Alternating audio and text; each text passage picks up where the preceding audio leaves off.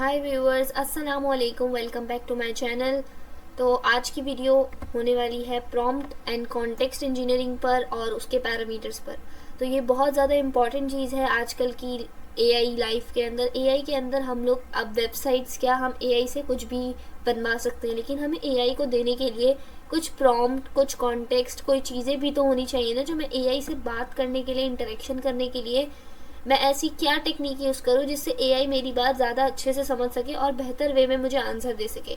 तो इस वीडियो में हम यही डिस्कस करने वाले हैं। बाकी पिछली वीडियोस ओपन या एजेंट एसडीके के ऊपर थी, तो आप उसको भी जाकर देख सकते हैं कि हम एजेंट कैसे बना सकते हैं और उसमें हम प्रॉम्प्ट कैसे सेट कर सकते हैं। और ये जो प्रॉम्प्ट है, इसकी एक इंजीनियरिंग पूरी सेट होती है, एक प्रॉम्प्ट को किस तरीके से देना है। तो ये आज हम इस वीडियो में सीखेंगे। So let's get started with this video. सबसे पहले हम आ जाते हैं term LLM। So what is term LLM? LLM क्या चीज़ होती है? LLM का मतलब होता है लार्ज लैंग्वेज मॉडल। तो इसकी फुल फॉर्म है लार्ज लैंग्वेज मॉडल। अब आप इस तरीके से समझ लें कि ये है एआई का ब्रेन। जैसे आपके ब्रेन के अंदर बहुत सारा अमाउंट ऑफ डेटा होता है, बहुत सारी चीज़ें अगर आप देखते हैं, एक्सप्लोर करते हैं, तो आपके पास वो मेमोरीज के तौर पे वो चीज़ याद रह जाती है। फिर आपके दिमाग में वो चीज़ स्टोर होती रहती है और वो ट्रेन होकर कभी आपको वो मेमोरी यूज़ करनी पड़े। जैसे अगर आपने फॉर एग्जांपल, अगर हम वेकेशन की बात करते हैं, तो आप वेकेशन के लिए कहीं जा रहे हैं बीच साइड पे, तो आपने बीच साइड की कुछ खास चीज़ें देखी हैं कि वहाँ पर सैंड और वहाँ पर पानी और ये सारी की चीज़ें होती है, अम्ब्रेला और इस टाइप से चीज़ें होती हैं, सनस्क्रीन, ये सारी चीज़ें वहाँ की ज़रूरी है। अब आपके ब्रेन इस चीज़ का यूज टू हो गया है कि नेक्स्ट टाइम जब वो जाएगा तो उसको ये चीज़ें लेके जानी है। तो LLM एक लार्ज लैंग्वेज मॉडल है, वो एआई का ब्रेन है, तो उसके अंदर बहुत सारा अमाउंट ऑफ डेटा होता है। सब हम LLM को बार बार यूज़ करते हैं तो उसका डेटा ट्रेन हो रहा होता है वास्ट टेक्स्ट डेटा पर, बहुत सारा अमाउंट ऑफ डेटा पे, ताकि जो ह्यूमन लाइक लैंग्वेज है ना वो समझ सके। LLM जो है वो प्रिडिक्शन इंजन पे काम करता है। प्रिडिक्शन इंजन मतलब अगर मैंने LLM को दिया कि डॉग इज अ फेथफुल, अब आगे वो खुद प्रिडिक्ट कर लेगा एनिमल, क्योंकि डॉग इज एन एनिमल।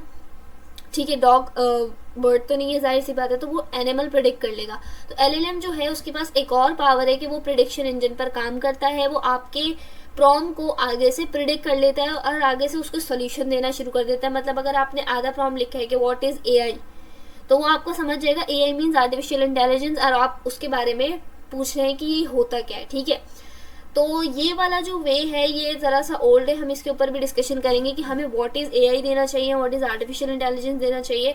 फिलहाल LLM जो है वो AI का ब्रेन है, जो कि बहुत सारे डेटा के ऊपर ट्रेन हुआ है, यानी उसके अंदर इतना ज़्यादा वास्ट अमाउंट ऑफ डेटा है जो कि ह्यूमन लाइक लैंग्वेज हमें जनरेट करके आउटपुट देता है। मैं उसको कुछ इनपुट दूंगी, वो मेरे इनपुट को प्रिडिक्ट करेगा, उससे टोकन जनरेट करेगा और उसके बाद मुझे आंसर देगा। टोकन्स क्या होते हैं? व्हाट इज टर्म LLM, इसके अंदर जो व्हाट है ये एक टोकन होगा, इज एक टोकन होगा, क्योंकि LLM जो है वो टोकन पे काम करता है, तो व्हाट उसके लिए एक टोकन है, वो व्हाट। ठीक है, तो ये टोकन हो गए। LLM इसी टोकन के ऊपर काम करता है।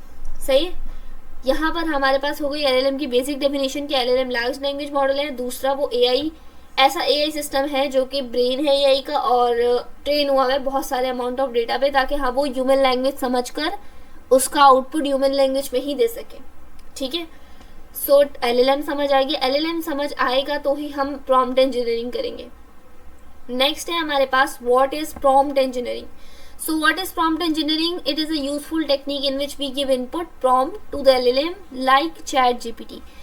इसका आप सिंपल सी एग्जांपल ऐसे लें कि आपके पास ChatGPT है जो कि हम डेली बेसिस पे यूज़ करते हैं। आप किसी भी पर्पज़ के लिए उसको यूज़ करें, आप उसको प्रॉम्प्ट देते हैं, वो आपको आंसर देता है। प्रॉम्प्ट मतलब यानी आप उसको कोई क्यूरी देते हैं, कोई क्वेश्चन लिख के देते हैं, तो वो आपको आउटपुट देता है, आंसर देता है, वापस उसको जवाब देता है।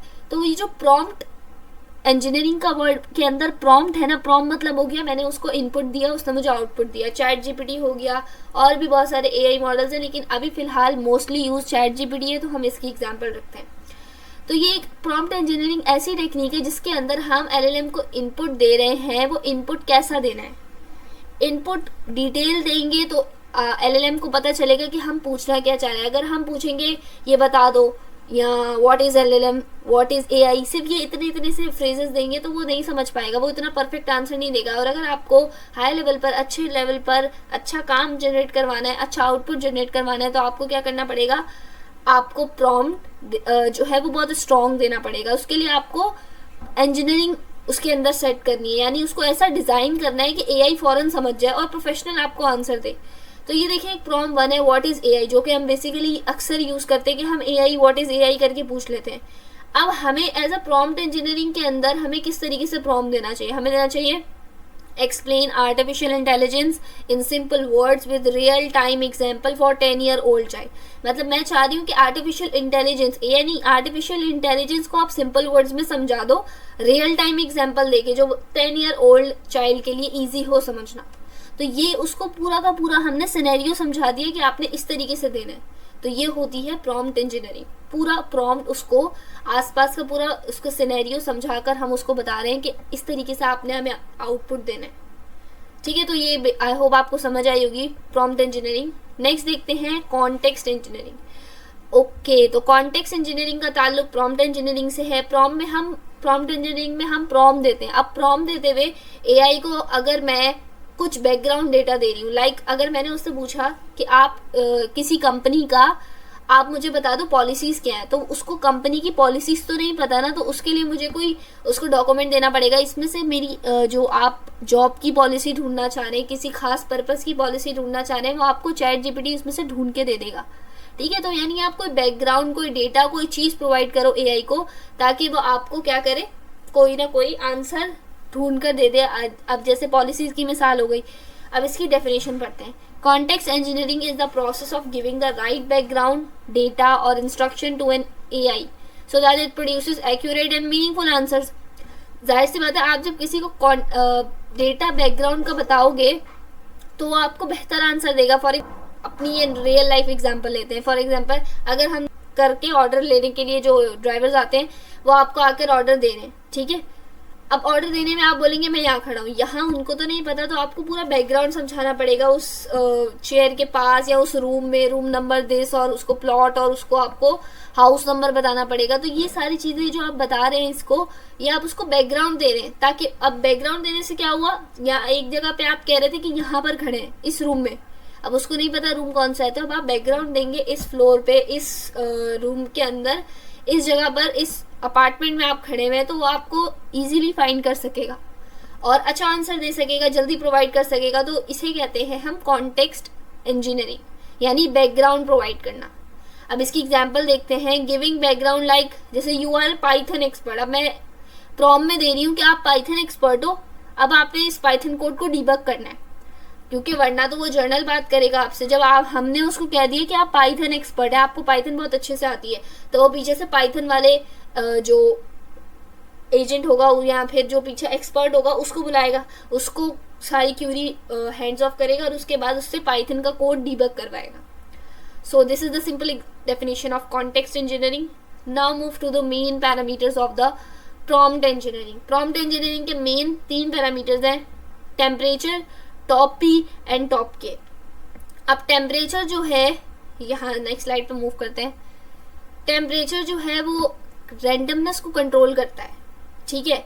क्रिएटिविटी ऑफ एआई रिस्पॉन्सेज, इसका काम है ये रैंडम भी आंसर देता है और क्रिएटिविटी भी देता है, रैंडमनेस को कंट्रोल करके क्रिएटिव आंसर भी देता है। अब आपके पास टेम्परेचर में रेंज होती है 0.0 से लेकर 1.0 तक। अगर आप 0.2 दे रहे हैं, 0.0, 0.1, 0.2, इस तरीके से आप लो वैल्यू दे रहे हैं, तो लो वैल्यू पे आपका आंसर फोकस्ड आएगा। जैसे मैंने उससे पूछा व्हाट इज एआई, वो वही डेफिनेशन देगा, AI stand for artificial intelligence और रेफर्स टू, पूरी वही डेफिनेशन देगा जो बेसिक हर एआई मॉडल आपको आंसर देगा जो आपको बेसिक पता होती है। अगर आप उससे क्रिएटिव या फिर बहुत ज़्यादा ऐसी डेफिनेशन पूछवाना चाह रहे हैं जो रेयर हो, जो कम ऐसे वर्ड्स इस्तेमाल हो जो लोगों को कम पता हो, क्रिएटिव उसी को कहते हैं, रेयर लैंग्वेज या रेयर वर्ड्स, तो उसके लिए हम क्या करेंगे, टेम्परेचर की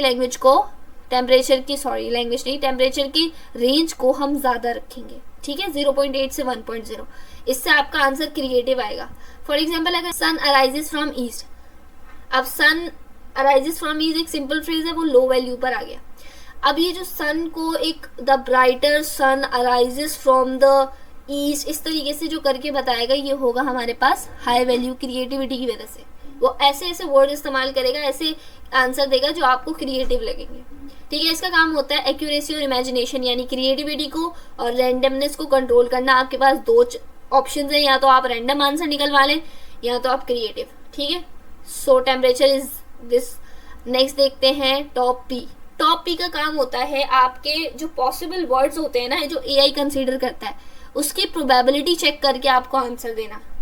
इसका मतलब ये है कि मैंने एआई से अगर कोई कुछ क्यूरी की है, कि जैसे मैंने उससे पूछा टेम्परेचर क्या होता है, अब वो टेम्परेचर के लिए आपको जो डेफिनेशन उसने मुझे बतानी है, उसके लिए वो कौन से ऐसे पॉसिबल वर्ड यूज करेगा जिसको मैं देखते ही समझ जाऊं कि इसका मतलब क्या है, ठीक है। जैसे अगर हम मिसाल थोड़ी सी ले लेते हैं, एग्जांपल ले लेते हैं कि अगर हम लिखते हैं एनालाइज दिस कोड, इस कोड को एनालाइज करो।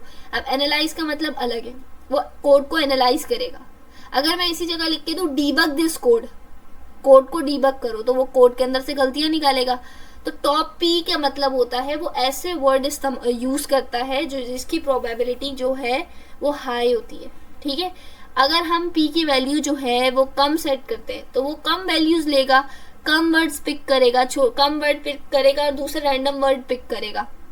अगर हम उसकी वैल्यू 0.3 कर दें तो वो क्या करेगा, कुछ वर्ड जो लाइकली यूज होते हैं और सेफ आउटपुट यानी नॉर्मल आउटपुट, ज्यादा ऐसे क्रिएटिव नहीं जो हर कोई यूज करता है, वो वर्ड्स इस्तेमाल करेगा। अगर हम ज्यादा उसकी रेंज बढ़ाएंगे तो वो बहुत बड़ी अप्रोच के हिसाब से सोचेगा और आपको ज्यादा वेराइटी के वर्ड्स लाकर देगा, क्रिएटिव वर्ड्स, ठीक है। इसका काम है वर्ड्स को क्रिएटिव या फिर रैंडम रखना।